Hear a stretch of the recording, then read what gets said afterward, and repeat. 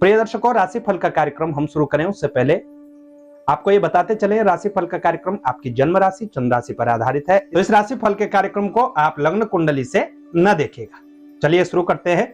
सबसे पहले एक नजर डालते हैं आपके प्लेनेट पे। ग्रहों की जो स्थिति है जनवरी के महीने में आपके लिए कैसी बन रही है। मिथुन राशि के स्वामी हैं बुध देव। बुध और शुक्र वृश्चिक राशि में संचरण कर रहे हैं 6ठे भाव में। सूर्य मंगल धनु राशि में 7वें भाव में स्थित है। शनिदेव कुंभ राशि के अंतर्गत भाग्य भाव में संचरण कर रहे हैं।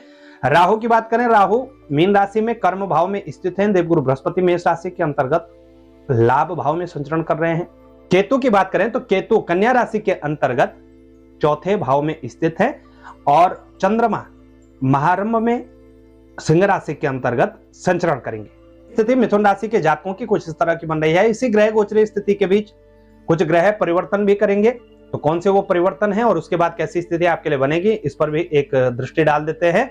सबसे पहला परिवर्तन होगा प्रिय दर्शकों आपके राशि स्वामी बुधदेव का। बुधदेव 7 जनवरी 2024 को राशि परिवर्तन करेंगे और वृश्चिक राशि को छोड़ करके धनु राशि में प्रवेश करेंगे। 7वें भाव में आकर के स्थित होंगे।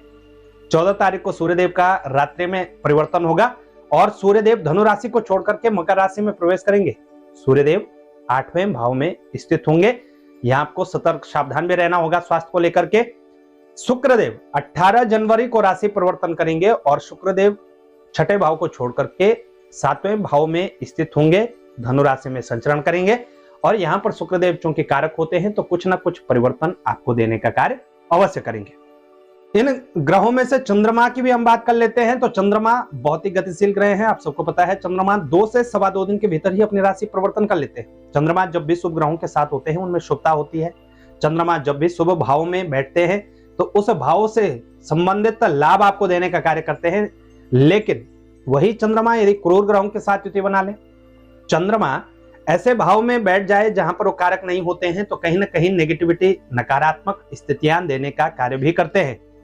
और फलस्वरूप एक महीने के भीतर 6 से 8 दिन हम सबके जीवन में, आपके हों या हमारे हों, हम सबको ऐसे अवश्य देखने को मिलेंगे जब हमें मानसिक अशांति, अज्ञात भय, हमारा पारिवारिक क्षेत्र हो, कार्य क्षेत्र हो, आर्थिक स्थिति का क्षेत्र हो, यानी इनकम की स्थिति हो, कहीं ना कहीं हमें दिक्कतें देखने को मिलती हैं। कौन कौन सी ऐसी तारीखें जनवरी के महीने में मिथुन राशि के जातकों को देखने को मिलेंगी, इन पर हम चर्चा करेंगे। लेकिन उससे पहले आपको बताएंगे हम शुभ तारीखें।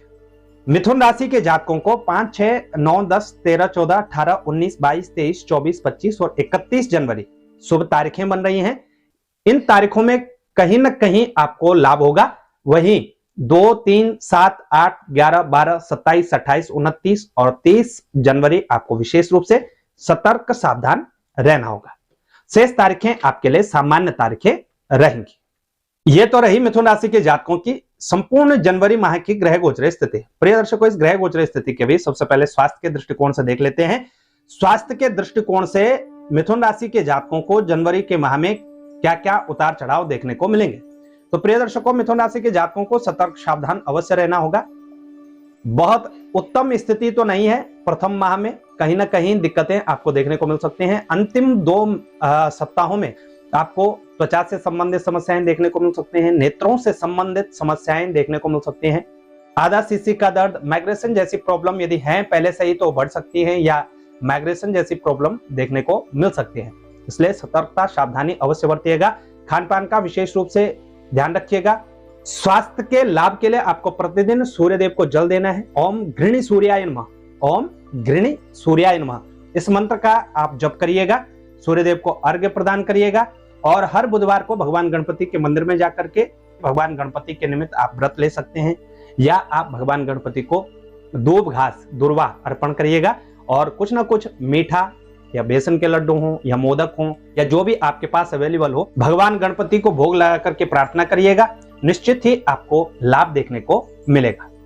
स्वास्थ्य के दृष्टिकोण से सतर्क सावधान आपने रहना है। वाहन इत्यादि भी चलाते हैं तो भी सतर्कता सावधानी के साथ ही चलाएगा। हाँ, एक और बात, राहु केतु की स्थिति दशम और चतुर्थ भाव में है तो माता पिता के स्वास्थ्य का भी आपने ध्यान रखना है।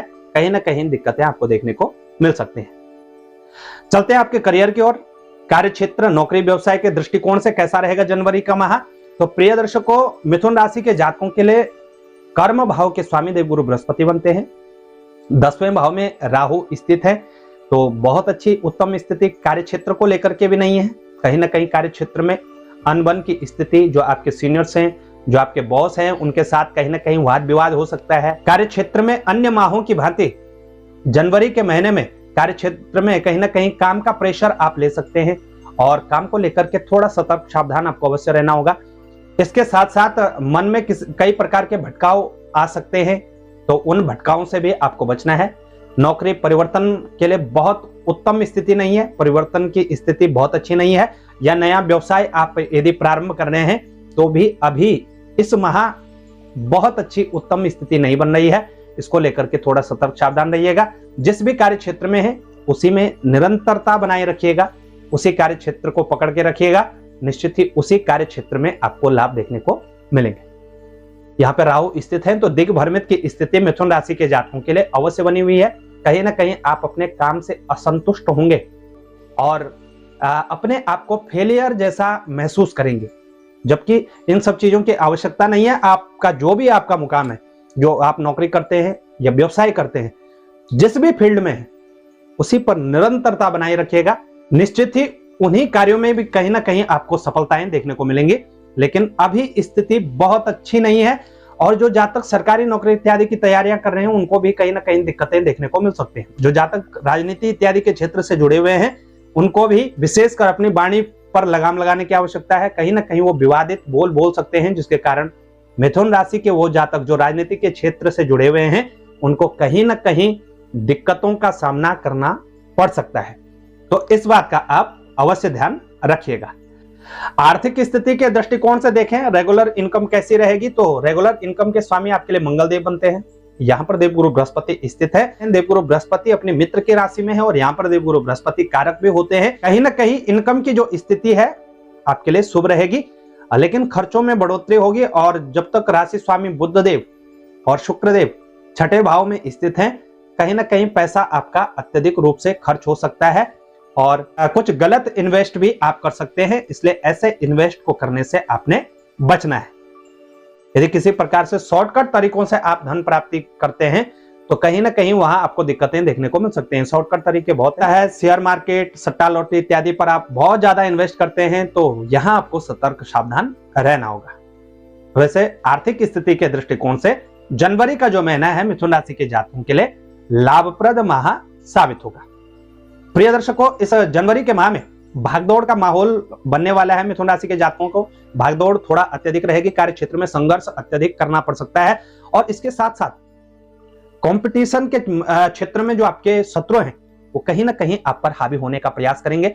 ऐसी सिचुएशन में बहुत संयमता से कार्य करने की आवश्यकता मिथुन राशि के जातकों को पड़ने वाली है। तो सतर्क सावधान रहिएगा, कार्य क्षेत्र में निरंतरता बनाए रखिएगा, कहीं ना कहीं आपको लाभ देखने को जरूर मिलेंगे।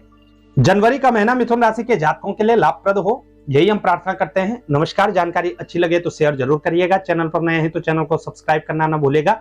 और यदि आप व्यक्तिगत रूप से जन्म पत्रिका बनवाना चाहते हैं, जन्म पत्रिका विश्लेषण करवाना चाहते हैं तो आप संपर्क कर सकते हैं। नंबर आपको डिस्क्रिप्शन बॉक्स में मिल जाएंगे।